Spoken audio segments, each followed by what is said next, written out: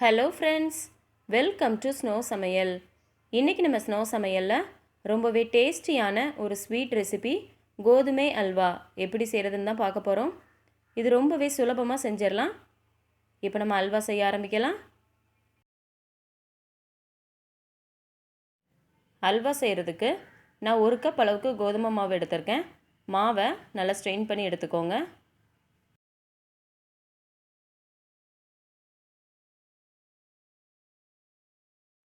ஒரு கப் மாவுக்கு 3 கப் தண்ணி சரியாக இருக்கும்.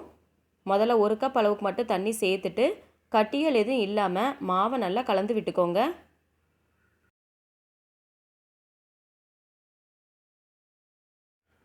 இப்போ பாருங்கள், மாவை எந்த வித கட்டிகள் எதுவும் இல்லாமல் நல்லா கலந்து விட்டாச்சு. இது கூட இன்னும் 2 கப் அளவுக்கு தண்ணி சேர்த்துட்டு இதை நல்லா கலந்து விட்டுக்கோங்க.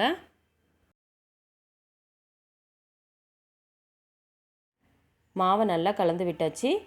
இப்போ நம்ம அல்வா செய்ய ஆரம்பிக்கலாம். ஒரு பாத்திரத்தில் 1 ஸ்பூன் அளவுக்கு நெய் சேர்த்துக்கோங்க. நெய் சூடானதும் உங்களுக்கு தேவையான அளவுக்கு முந்திரி பருப்பு சேர்த்து நல்லா வறுத்து எடுத்துக்கோங்க. முந்திரி பருப்பு நல்ல கலர் சேஞ்ச் ஆகி வர வரைக்கும் நல்லா வறுத்து எடுத்துக்கோங்க. அப்போ தான் அல்வா சாப்பிடும்போது முந்திரி பருப்பு வாயில் கடிபடும்போது டேஸ்ட் ரொம்பவே நல்லாயிருக்கும். இப்போ முந்திரி பருப்பு நல்லா வறுபட்டதும் வெளியில் எடுத்துருங்க. இப்போ இதே நெய்யில் நம்ம ஏற்கனவே கலந்து வச்சுருக்கிற கோதுமை மாவை சேர்த்துட்டு கைவிடாமல் கலந்து விட்டுட்டே இருக்கணும். அல்வா செய்கிறதுக்கு நல்ல வெயிட்டான பாத்திரமாக எடுத்துக்கோங்க. அப்படி இல்லைன்னா நான்ஸ்டிக் கடை எடுத்துக்கோங்க. அது அல்வா செய்கிறதுக்கு கொஞ்சம் ஈஸியாக இருக்கும். கைவிடாமல் கலந்து விட்டுட்டே இருக்கணும். அப்படி இல்லைன்னா கட்டி கட்டியாக ஃபார்ம் ஆக ஆரம்பிச்சிடும். அதனால் கைவிடாமல் கலந்து விட்டுட்டே இருங்க. முதல்ல இந்த மாதிரி தண்ணியாக தான் இருக்கும். நம்ம கலந்து விட விட திக்காக ஆரம்பிச்சிடும். இப்போ கொஞ்சம் நேரத்துக்கு அப்புறமா ஓரளவு திக்காக இருக்குது. இந்த ஸ்டேஜில் நம்ம சுகர் சேர்த்துக்கலாம். 1 கப் மாவுக்கு 2 கப் சுகர் சேர்த்துக்கணும். நான் இப்போ 1.25 அளவுக்கு மட்டும் சுகர் சேர்த்துக்கிறேன். மீதி 1/4 கப் சுகரை கேரமலைஸ் பண்ண போகிறேன். கேரமலைஸ் பண்ணுறதுனால அல்வாக்கு நல்ல ஒரு கலர் கிடைக்கும். சுகர் சேர்த்துட்டு இதை நல்லா கலந்து விட்டுருங்க. சுகர் கரைகிறதுனால இது இன்னுமே கொஞ்சம் தண்ணியாக தான் தெரியும். அப்புறமா நம்ம கலந்து விட விட இன்னும் கொஞ்சம் திக்காக ஆரம்பிச்சிடும்.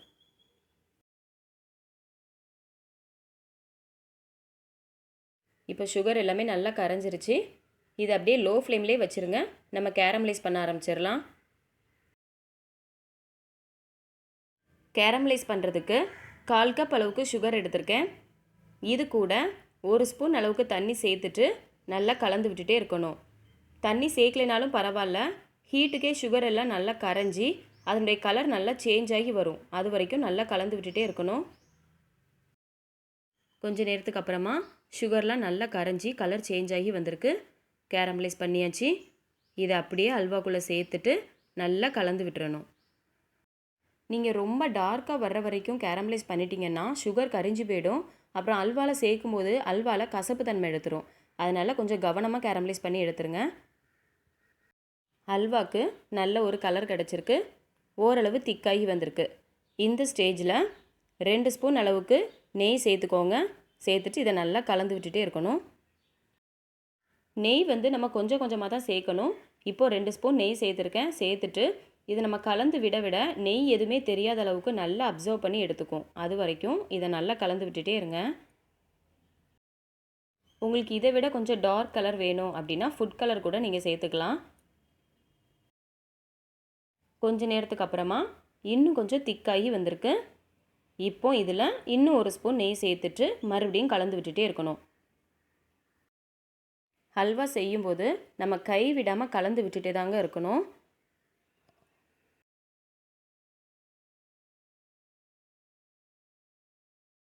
இப்போ இன்னும் கொஞ்சம் திக்காக இருக்குது. இதில் 1 ஸ்பூன் நெய் சேர்த்துட்டு மறுபடியும் கலந்து விட்டுட்டே இருக்கணும். ஹல்வா செய்கிறதுக்கு கொஞ்சம் டைம் எடுக்கும். ஆனால் வீட்டிலையே ரொம்ப சுலபமாக செஞ்சிடலாம். 1 கப் மாவுலையே நம்மளுக்கு நிறைய அல்வா கிடைக்கும்.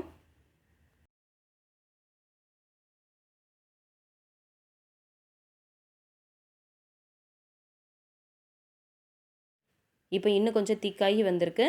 இது கூட இன்னும் 1 ஸ்பூன் நெய் சேர்த்துட்டு நல்லா கலந்து விட்டுட்டே இருக்கணும்.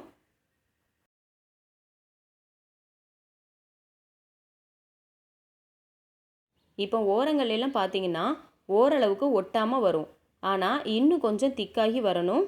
அதனால் இன்னும் ஒரு ஸ்பூன் நெய் சேர்த்துட்டு இதை மறுபடியும் நல்லா கலந்து விட்டுட்டே இருக்கணும். நான் மொத்தமாக 7 ஸ்பூன் அளவுக்கு நெய் சேர்த்துருக்கேன். அதாவது அரை கப் அளவுக்கு நெய் தேவைப்படும். இப்போ பாருங்கள், நல்லா திக்காகி வந்திருக்கு. அதோட ஓரங்கள் எல்லாம் ஒட்டாமல் நல்லா ஒன்றா திரண்டு வருது. இதுதான் கரெக்டான பதம். இப்போ இதில் நம்ம ஏற்கனவே வறுத்து வச்சுருக்கிற முந்திரி பருப்பை இதில் சேர்த்துட்டு நல்லா கலந்து விட்டுறணும். உங்களுக்கு தேவைப்பட்டால் 2 ஏலக்காவை இடித்து சேர்த்துக்கோங்க. நான் சேர்க்கலை. நல்ல சுட சுட அல்வா தயாராகிடுச்சு. இப்போ நம்ம ஸ்டவ்வை ஆஃப் பண்ணிடலாம். இது நீங்கள் ஆறுனதும் ஃப்ரிட்ஜில் ஸ்டோர் பண்ணி கூட வச்சு சாப்பிட்டுக்கிடலாம். நல்லாயிருக்கும். கோதுமை அல்வா ரொம்பவே சூப்பராக வந்திருக்கு. டேஸ்ட்டுமே ரொம்ப நல்லாயிருக்கு. வீட்டிலையே ரொம்பவே சுலபமாக செஞ்சிடலாம். இந்த வீடியோ உங்களுக்கு பிடிச்சிருந்ததுன்னா லைக் பண்ணுங்கள், ஷேர் பண்ணுங்கள். இதே மாதிரி நீங்களும் செஞ்சு பார்த்துட்டு எப்படி இருக்குன்னு கமெண்ட் பண்ணுங்கள். மறக்காமல் நம்ம ஸ்னோ சமையலை சப்ஸ்கிரைப் பண்ணுங்கள். அன்பாக சமைப்போம், ஆனந்தமாக சாப்பிடுவோம், ஆரோக்கியமாக வாழ்வோம். தேங்க்யூ.